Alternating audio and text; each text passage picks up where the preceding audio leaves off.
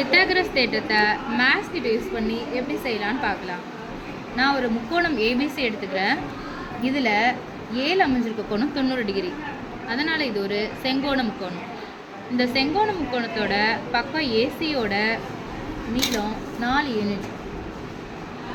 இதில் வரைகிற சதுரத்தோட பரப்பளவு b². இதில் இருக்கிற சதுரங்களின் எண்ணிக்கை 4x4 16.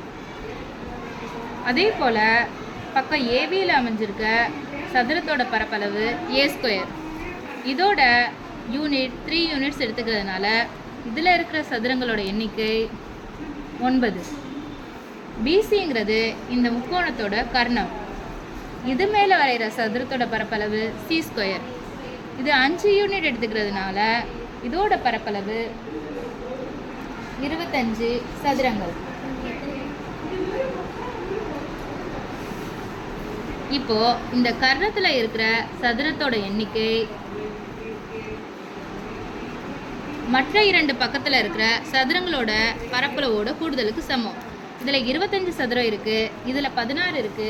16 + 9 = 25.